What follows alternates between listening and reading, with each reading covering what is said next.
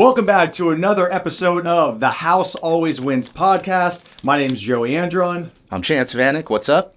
And here we talk about lifestyle, everything that's going on in Las Vegas and all things real estate. But today we are really excited because we have a special guest that's joining us on the show, Josh Katz. What's up, fellas? What's up, player? How you doing? I'm doing awesome. I'm coming off a great Super Bowl weekend. Put a few bucks in my pocket. Thank you for your party. Yeah. I want to say you were good juju for me, so I'd like to thank you for that. So you are probably the only person that I know that actually put a few prop bets in and actually hit, right? Yeah. So tell me about that. Which ones did you get? Well, I first want to say that I'm a terrible gambler, and I know that about myself. So what I did is I gave myself a very small budget, and I bet prop bets. So I bet the coin toss. I bet some guy to score a touchdown, some guy to kick a field goal. I won the coin toss, put a few bucks, but I also bet, and it's only happened once in Super Bowl history, in overtime. Oh. So I took it, I took it. I said, hey, why the heck not? For $25, let's do it. And lo and behold, you got it. I got it. How much was that? Well, I don't want to publicly put that out there. Let's hear it. $25. Family showing up at my house, looking to get paid out, but for $25, it put four numbers in my wallet. So, Ooh, nice. Very nice. So he actually left my house, and you left like around halftime. Yeah, after the great halftime. And I was watching that game, and I was like, "Oh my God!" The way I was jumping for you, that was a great bet. Thank you, man. That is awesome. But just to give a little history, so Josh and I, we actually know each other from way back in the day. We actually grew up in South Florida and went to high school together and grew up. And so we have some good history together, right? We do. And some checkered history, but good history. But the cool thing is that we both made it out to Las Vegas, right? You're out Lake Las Vegas. I am. But you kind of followed me out here. Yeah, I'll give it to you. I was telling Chance, you rolled out the red carpet, you wined and dined my wife, you showed us what the market was all about. You took us all over town, and you won us. Nice. You won our vote. Dude, we packed up and moved. We're about 2.5 years here, and we love it. So. Yeah, right Well, on. the funny thing is that he went to Florida State. Okay. And right after school, at high school, then I went down to Miami. And after Florida State, he made his way down to Miami, right? Yeah. Convinced me, actually, you were in Boca. And I was like, dude, you got to come to Miami, right? Oh, yeah. So you lived there for what, about a year? A little over 2 years. A little over 2 years, In right? Brickell, yeah. Yeah. Had a great time there. And then he was like, I'm out. I'm out, I'm going to Denver. And I was like, you're going to the mountains. But the thing is, we like snowboarding. Yeah, Right. love So it. we used to go on a bunch. We still do go on some great snowboarding trips. So he was really excited about, going to Denver and just, living in the mountains. Right? Yeah, it was. Telling Chance earlier, I had this opportunity, and I didn't have anything but an apartment full of furniture that I could care less about, and a Florida kid getting to move to the mountains was pretty exciting. I went to go for 2 years. I told you I'll be back. You said, yeah, right. And in the time that I didn't come back, you moved here to Vegas. Yeah. And I think I said to you, what are you doing moving to the desert? What are you doing moving to Vegas? Yeah. And lo and behold, here I am now. So you were right all along. That's funny. You guys love the mountains so much, being from Florida, because we went up to the mountain on Monday, and I was like, dude, where'd you learn to shred like that? Being from Florida. And you didn't even start snowboarding until you said in your 20s? Yeah. That's crazy. And he shreds at nearly 50. Yeah. Tearing it up. Right? We got video to prove it.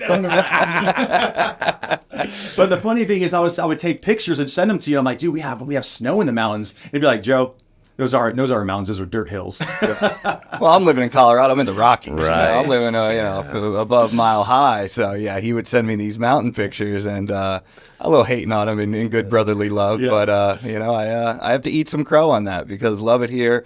Obviously, Mount Charleston, Lee Canyon is a superb mountain, and you were just up there last week or earlier On this Monday. week. Yeah. On Monday, yeah. Yeah. I was up, man. Super Bowl Sunday had no effect on me. I was up at 6:30 in the morning. Texted the guy. I was like, peace. I was like, I'll see you on the mountain. He was there. I got there at 10. He's already warmed up. Hitting it. Let's go. Let's keep Yeah, at first run, man. I was sitting there standing in the line. Open. And I will say, shout out to this state. One thing that I was attracted to about Colorado is I could jump in the car, leave Denver, and get up into the mountains in an hour and a half. But, Colorado, Denver has become so crowded that hour and a half drive is now 3 hours. Ooh. But you literally can jump on a flight here, fly to Reno, and you could be in somewhere in Tahoe. You can be in Heavenly. You can be in North Star. You can be in those mountains in less time than it would take to drive in Denver. So, it's some really great terrain. So, shout out to Reno, which is just a little 45-minute southwest flight away, and it's waiting for anybody that wants to go big. Yeah, and that's a good segue because I want to talk to you about the reason why. Well, you started in South Florida after college. You got a job with Russian Standard. I did. Right, and then you got a job with Lucas Bowles. Yep. Right, and so that's the whole liquor world, right? Yep. So talk to me about about that because you're still in that industry. Talk about exactly where you came from and where you're at right now. Yeah, no doubt. I mean, first of all, shout out to Florida State. Go Noles for all you out there. Bert Kreischer, I see you. Thanks for the show this weekend. But yeah, I wanted to be a hospitality guy, and that's what Florida State offers. They have a great hospitality tourism program. So I did come back to South Florida. Was thankful enough to get on some great restaurant beverage programs.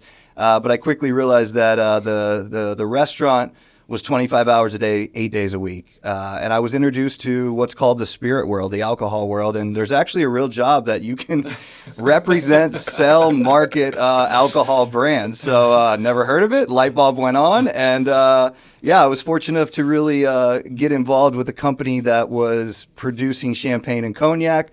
That's where I cut my teeth. I figured out how to kind of sell it, how to market it, how to promote it. Really wasn't that tough of a job. I had an expense account, and all I had to do was get people to drink champagne and cognac. But they really opened my eyes to the business side of that. And as you mentioned, Joe, then I got this opportunity to join this emerging vodka brand. It was a great time in the industry. Money was flowing. People were drinking luxury vodka. It was all about that time with, again, Grey Goose and Belvedere. And, the martinis were flowing. The caviar was floating by. So it was a really cool time for me to get in, cut my teeth. And yeah, it's been an industry that I've remained passionate about because it has lifestyle, it has luxury. As I learned from COVID, it's recession proof. So, everybody. Some of the best years through. Yeah, recession best years were doing COVID, man. Our sales went up. We still haven't recovered from that spike. And it showed me, it gave me access to the world, man. I've been fortunate enough to travel all over the world with these different companies. Majority of them have long history and lineage, and they come from families that created these brands years and years and years ago. And so, I worked at Bowles. It's a Dutch company based in Amsterdam. It's actually the oldest distilled company in the world. So shout out to Lucas Bowles, make the finest cordials in the world, the finest gins. And I want to say a shout out as well because I got to piggyback on your trip. You did. Trips. Yeah, we got to take you to Amsterdam. Show you that. Did a little thing. Did a little Amsterdam. And we also did London. We got to do London. And it was that too. It was a great time in the world. That's when classic cocktails were making its way back into the U.S. You were seeing all the resurgence of these bars in San Francisco and Chicago and Miami and just really cool cocktails. Again, we kind of went from everybody was drinking vodka Red Bull, all that stuff, then to, having proper cocktails, what they were drinking 40, 50 something years ago. So it was a really cool time in life, and glad I got to share that with you, man, and experience that. And some of our other homies. And I have to say, I love all the brands that you worked for. Thank you. And I have to say, you've been a great supporter, I can pivot really quickly. We're doing vodka. Cool. We're doing Galliano shots. Exactly. Cool. We're doing espresso martini shots. I'm with you. You've been great. I'd like to think you've helped me meet some of my volume goals, just your consumption alone. So nice. I've been a strong supporter. So I'm almost like an ambassador of the brands that you work for. You are. And I think that's why we work well together. Yes, we do. We have a long-lasting relationship. Great dance. I think I still have some Galliano in my trunk. I'm going to check. It's possible. Well, good thing for Galliano, you can bake with it, you can gift it, everybody knows it, and the bottle lasts about 20 years. Galliano cake. But no, in all seriousness, the alcohol industry, the wine and spirits industry is such a dynamic industry. It's a multi-billion-dollar industry. It's really cool because, as I mentioned, there's brands that have such historic representation in this industry that have been around 50, 100, 200, 400 years.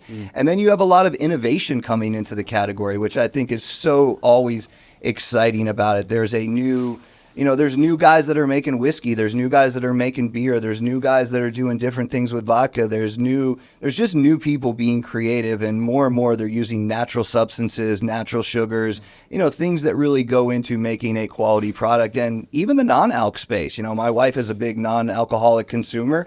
And so it's great to sit down with her and be able to enjoy cocktails, champagne, wine, and, she's able to have a drink just like everybody else. And those non-alc stuff that were just a couple years ago not very well palatable are great now. Yeah. It's doing some great stuff. So the company that you work for now is called? It's called Flavier. And that's just all online. It is. It's an online-based company. It's actually the world's largest whiskey subscription company. So any of you whiskey connoisseurs, people that maybe want to get to know the whiskey world, people that just want to share a gift with people, I encourage you to check out Flavier.com. Spell that.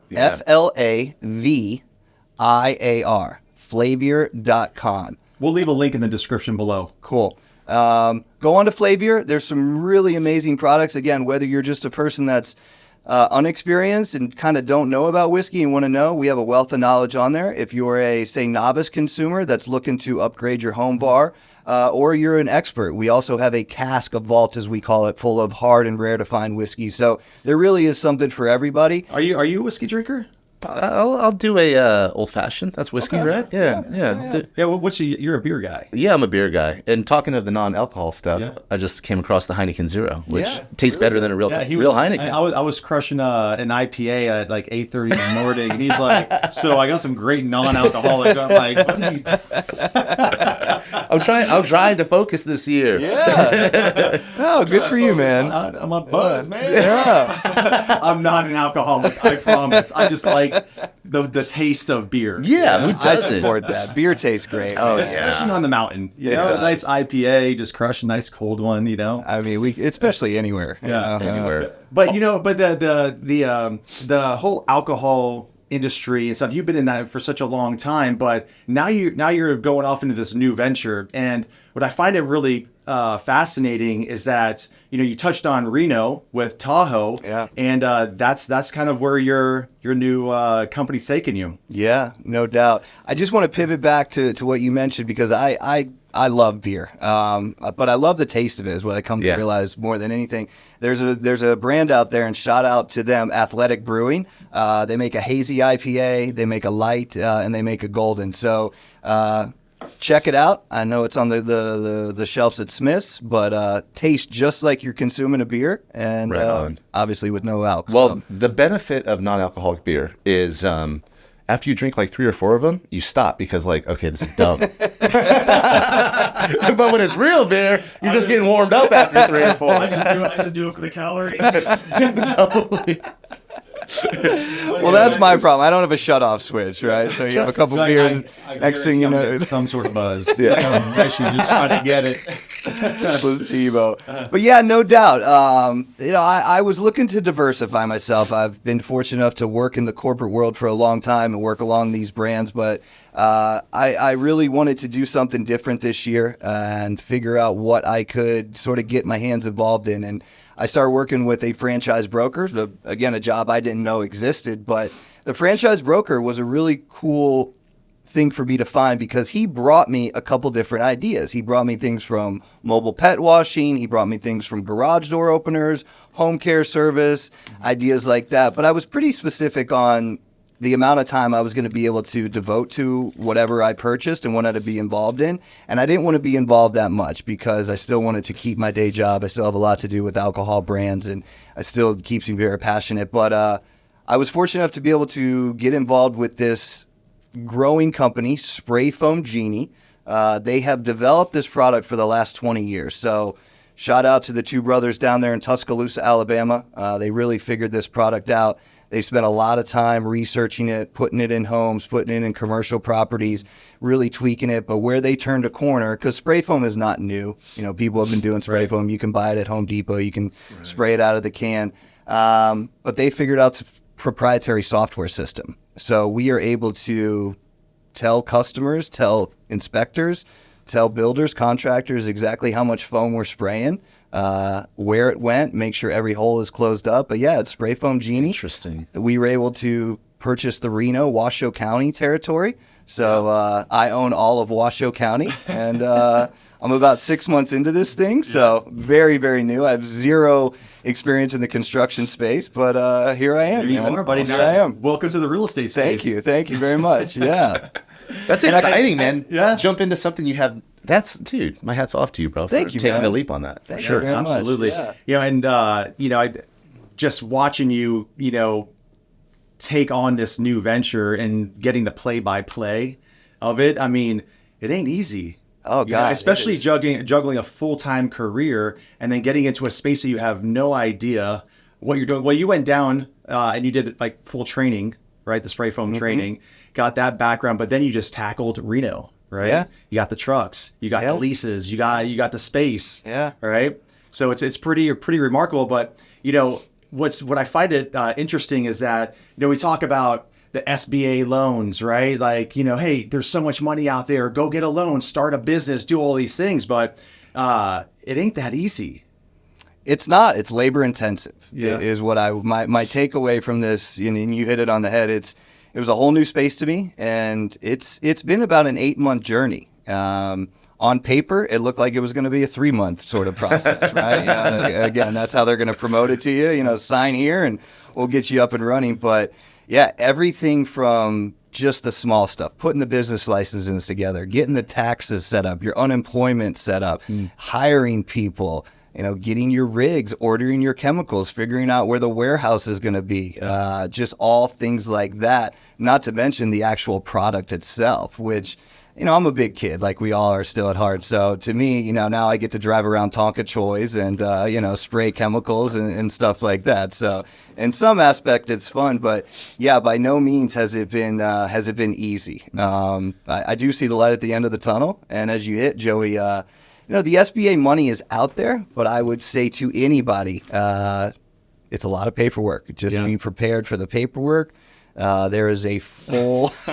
Well, you have shown a whole nother of resilience that I had no idea you actually had. Thank you. Neither did I. Neither did I. So it brought out the best in you, right? I don't know if it brought out the best. There was some dark moments, but it certainly showed me, hey, if I can get through that, I feel like I can get through a lot of things. Yeah. SBA is a government-backed loan, so when you got the government asking you questions, you better buckle up. Because they want to know.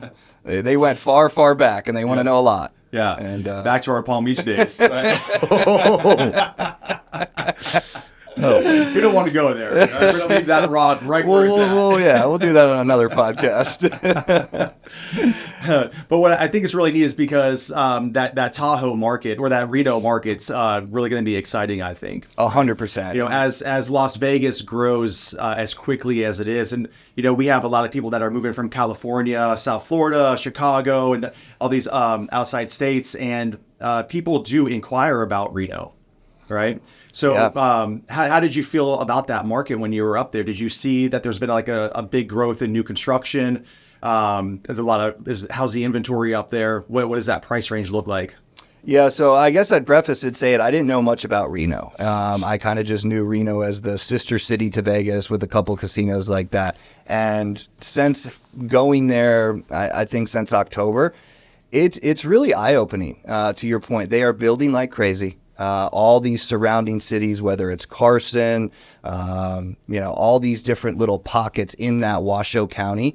It's the fastest growing city in the U.S. Is it really? It really is. I mean, factual. It's the fastest growing city in the U.S. And you're starting to see a lot of the builders that are building here, the Tri-Point homes, the Century homes, they're starting to make a presence there. What I also found pretty inspiring and pretty impressive is you're seeing a lot of commercial warehouses, brand new, be put up. Okay. So to me, like distribution centers? Yeah, distribution centers. I know Amazon's going to put a hub there. There's going to be a lot of tech that's going to move in. A lot of NVRE, renewable energy is coming out of Reno. There's a lot of things happening, not to mention the whole undercurrent of gaming that they have as well. Right. So it's you can feel the groundswell in Reno. And I think there's people like anything that are a little divided. The Reno's been a little hidden gem for them, a little secret, right? But it's coming. I mean, just again, in my 6 months of going there, every time that I go back, There's a new apartment building that's been put up. There's a new commercial building that's been put up. There's a whole new residence that's been zoned and mapped out. And so it's growing. It's growing. That's pretty exciting. I mean, It really is.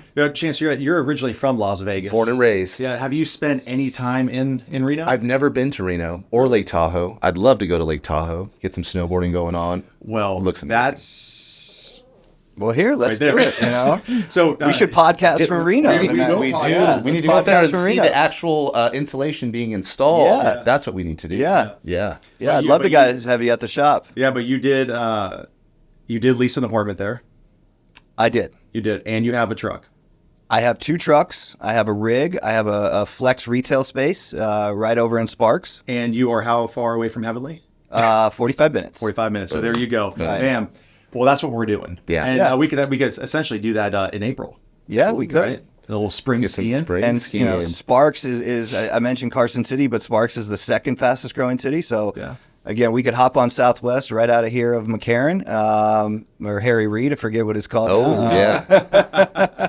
But we're 45 minutes, wheels up, wheels down. Reno is an amazing airport. So shout out to the Reno You're doing a airport. lot of shout outs today. I do, man. I really got to give respect to these people that put it down. I Spread traveled the through a love. lot of airports, so Yes, you coming have. from me, Yeah. I gotta love Reno Airport. Great food, good Nice. local beer, good representation. I like airports that are representative of the local community. Sure. That's what Reno does.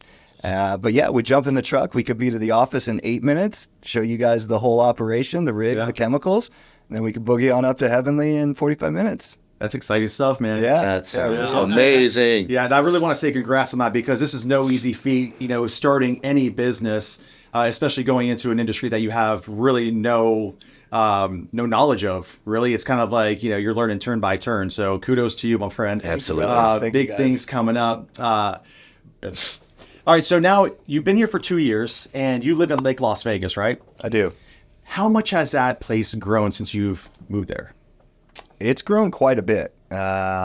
It's grown in just single-family residential, I'd say. I've definitely seen, again, Tri-Point Homes, Century Builders. I've seen those builders come in and put up, I want to say 4 different properties in Lake. 4 different developments? 4 different developments, yeah, excuse me. And now what is absolutely amazing, and I encourage anybody to go out there and take a drive, Blue Heron, builders like that on that big scale, they are moving earth. They literally have massive trucks out there just moving earth, and they are building waterfront homes. Yeah, it's actually man-made islands. It is. Or peninsulas. Yeah, Right? yeah. Yeah, it's pretty incredible. So I think they have 10, Blue Heron has 10 communities around the Las Vegas Valley, and 6 of them are in Lake Las Vegas. Insane. I believe it. I mean, there's a ton of land out there. Yeah. And the builds that they're doing are just staggering. And one of the things that I think is beautiful and we were attracted to was Lake Las Vegas has that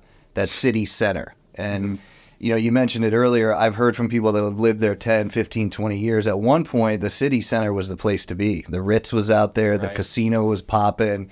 Stars used to take their helicopters over to the Strip and do their residency. Yeah, Celine Dion. Celine Dion, right? So there was a moment years ago that it was the place, and then it went down, and then it apparently went back up. So the bell curve swung back up, and things were popping.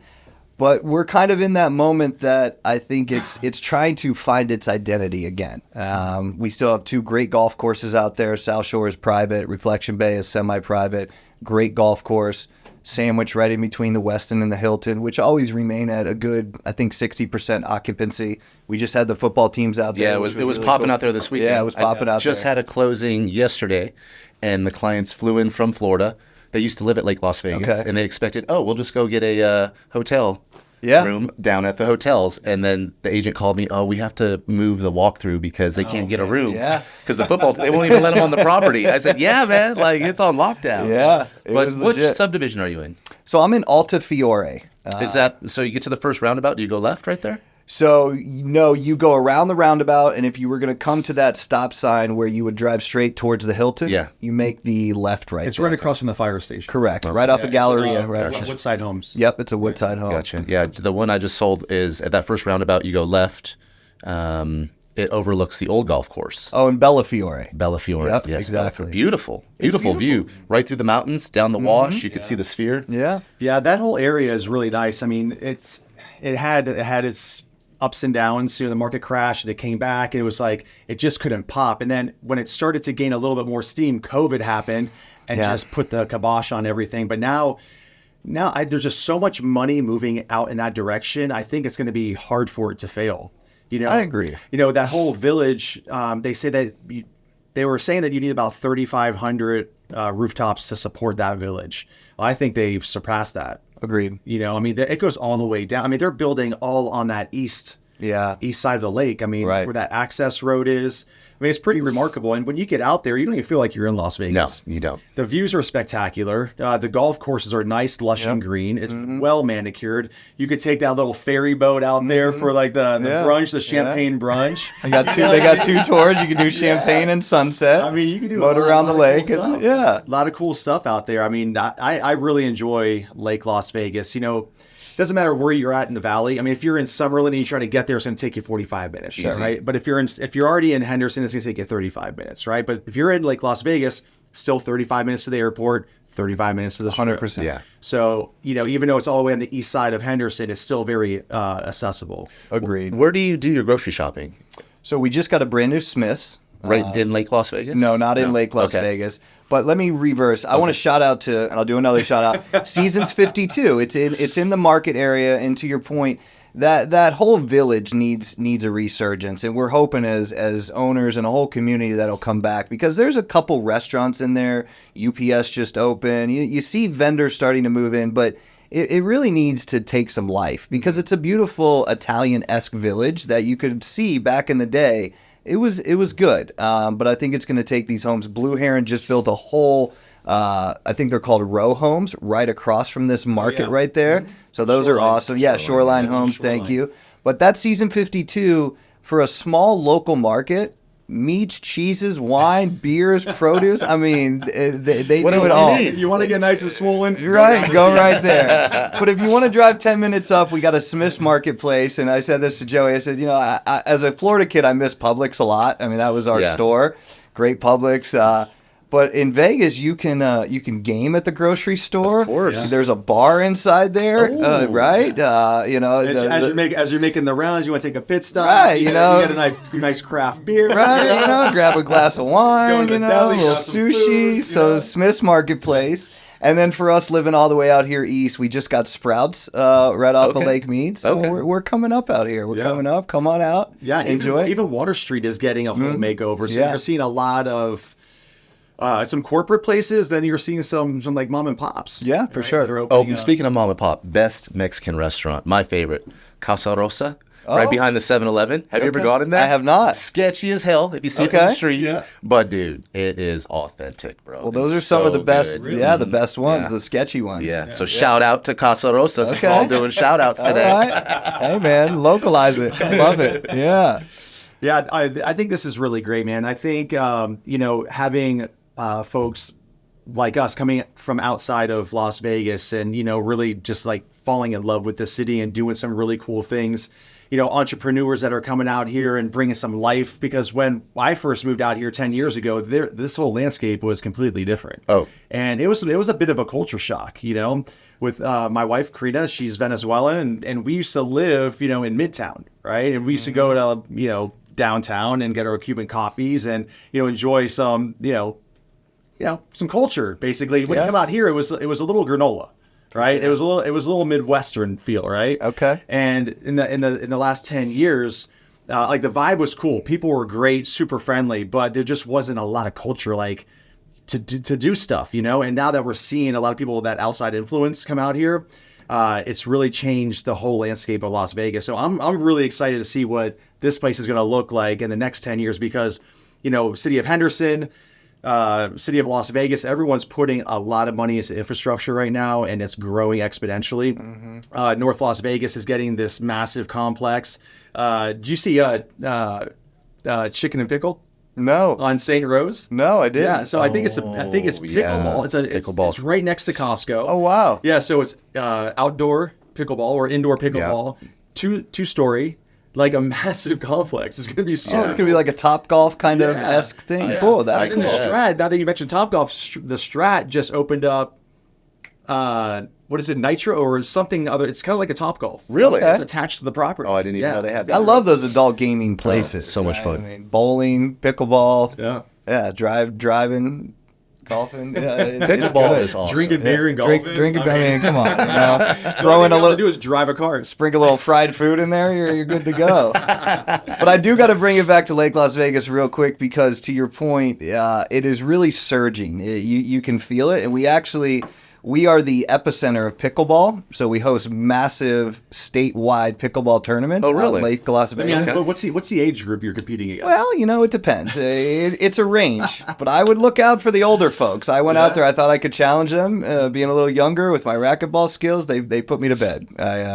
Put me to bed. But we just added 30 new pickleball courts. So No kidding. Whereabouts? Like on the 10, they just took away the tennis courts and added more pickleball. No, yeah, they actually moved some land around and added new pickleball courts. So for anybody out there that's wanting a little day trip or wanting to explore, come to Lake Las Vegas. Check it out. You can find will you golf. show around? I will not. You're the expert in that arena. I will spray foam. You do have a golf cart. I do have a golf cart. That's one of the cool things about Lake Las Vegas is it's a golf cart. It really Yeah, is. that is So awesome. you just see everyone just zipping around, going from happy hour to the clubhouse, Pretty much, pickleball. pickleball, golf, shoot to the market, whatever you want to do. Do you have a pineapple on your golf cart? I do not. I do not. And I will not. I do not, and I will not. Let me just make that clear on this podcast to everybody. Yeah, it's definitely the place to be right now. It's kind of like just like that vacation spot, right? Yeah, you get those. You have Lake Mead there, so I think it's cool. I mean, I come to see you in Inspirada. I go up to Summerlin, play some golf, and then you go all the way east out there, and you get these Lake Mead natural structures, and you get a little bit of water element. So it's kind of like a little city within itself out there. So check it out. Yeah, I went out there. I took the kids out there to that bounce house. Yeah. I did it the first time. It was before Shoreline was being developed by Blue Heron. So it was in front of the village. Yeah. And the water was amazing. Then, because they started building the Blue Heron houses, they moved it to the little cove by the hotel across the street. Yeah. And, dude, it was like stagnant water and mossy and warm and gross. And, I won't go back now. The first time it was awesome. The second time, beware. If you like warm water, it's already 115 degrees, and now it's like 90 degrees and slimy. Yeah, no. So Much better to look at. the first time was awesome. So you're just not going to go down to Lake Mead and like put out a towel and lay down on the shore, Dude, right? that bounce thing is awesome. Let me tell you that. It's an exercise for everyone and fun. But they need to get it back out in the fresh water, not in that little cove. Yeah. So that's the family portion of this. The House Always Drinks podcast. So let me ask you, now that you're established in Reno and you're here in Las Vegas, would you ever see yourself leaving? I really don't. I mean, I was saying this to Chance earlier. What a beautiful city in so many ways. In case in point, like this weekend, there was so much going on with the Super Bowl, but to be able to drive 30 minutes from where we live to the Strip, get to see some comedians, see some music, bounce in and out of parties, and then get in your car and drive back home was just such a really cool experience. And then get to go to your house and watch the Super Bowl, hear the jets fly over, see the fireworks go up in the air, similar to F1 just a couple months ago. Yeah. So you have all these things that are around us that you can almost be a part of arm's length. Sure. Right? Everything. You just feel the vibe. You do. You're driving around, you feel the vibe, like you're already in it. Yeah. Right? Right. And I want to just touch on Super Bowl real quick because this was so massive for the city. But check out these stats. 115 million viewers, $7,000 get-in ticket price. That was the average. $7,000 per ticket, right? $15 million halftime show, $7 million 30-second commercial spots. Yeah, that's crazy. Right? $600 million in ad revenue for CBS, 1,000 plus private jets, and $2.5 million suites. Or $2.5 million suites. Wow. At the stadium. Yeah. That is insane. That is a tremendous amount of money. Mm-hmm, it really tremendous amount of money.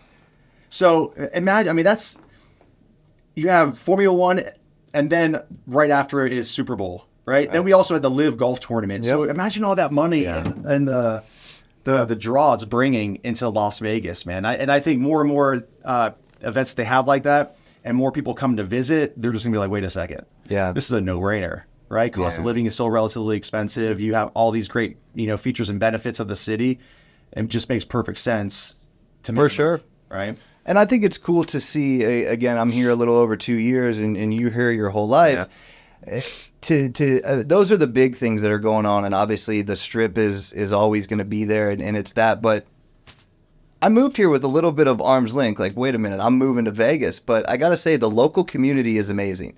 The vibe here is great. The sharing of ideas, the entrepreneurship that's going on. There's a good hustle. As a kid coming from Miami, there's a whole different hustle. Let me say it like that. And then getting to live in Denver and live around sort of that tech world a little bit. It's again a different mindset. But this city is great, man.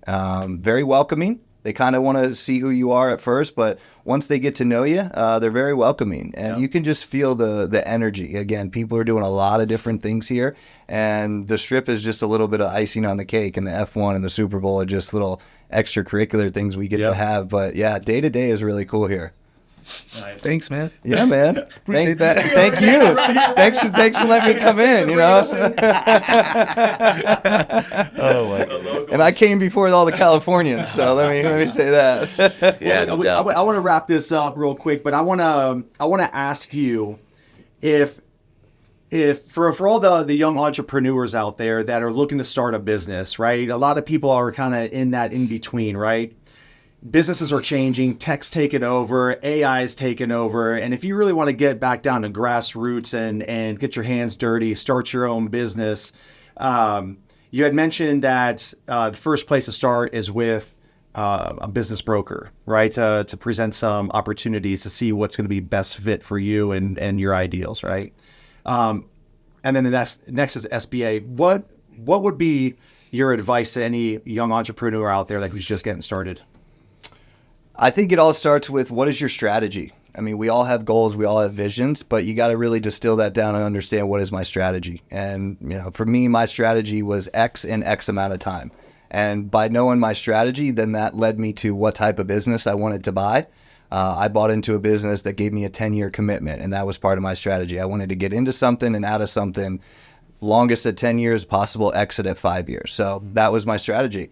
And then I think I had to really make sure I had my house in order. So what I'm saying by that is making sure you have your LLC set up, making sure you have your tax ID set up, making sure you have all your documents in place, because as long and arduous as the SBA or any loan process is, they're going to want to look at your paperwork. They're going to want to look at your history. And if you have all that stuff ready, it's going to make the process a lot more fluid. Let me say it like that, because the last thing you want to do as an entrepreneur or a new business buyer or anything is having to kind of be scrambling around and filling the holes up as you go. So I would just say, kind of get your house in order, understand your vision, make it a strategy, and then go for it, man. You just got to rip the Band-Aid off and go for it, 100%. Right? Yeah. You got to start somewhere, right? Yeah, you do, man. And that's, I think a lot of people, I myself included, when I come up with all these ideas, and I kind of have a lot of ideas, it's really just taking action. Yeah. Right. It all comes down to action, and it doesn't mean that you're going to succeed every time, but you learn from your mistakes, right? And then you just keep moving forward. For right? sure. The worst thing you could do is stop. For sure. So, and there's so many great mentors out there, and there are so many successful people out there that would love to pass on the knowledge that they have in order to help a young, motivated, ambitious entrepreneur. Am I right? Yeah, 100%. And I think one of the biggest words that I've learned and I've actually come to embrace is the word fear. Fear is a big word. Fear could keep people away from taking that leap. Fear could keep people away from going to another opportunity. It really can control a lot. So, put the fear in a corner and just go for it. I mean, what they always say is what lies on the other side of fear is just some great things. That's it, man. Right? Yeah. So, well, cool, man. I appreciate you coming on, man. This was great. Thank you, fellas. This was It awesome. was awesome. Yeah. It was a pleasure watching the two of you speak. Chance, next time we'll let you join. No, man, it was great. It was great to see you guys get to catch up and listen to your story. I really look forward to this. I hope we can get out there to Reno, and I'd love to see this. No, listen, Absolutely open amazing. invitation. I want to host you guys there, take you there. Yeah. You never been. Yeah, so, my first time. that would be cool for me. I could give back to the local community. There you go. We So appreciate let's do that. it. Let's go to Well, cool, man. I had a great time. Thanks so much for coming on the show, and best of luck to you and your spray foam. business venture and the continuous success with the liquor industry, man. So hats off to you, man. Appreciate it. Thanks so much for tuning in to the House Always Wins podcast. Until next time, we'll see you on the next episode. Peace. Peace. Thanks, fellas.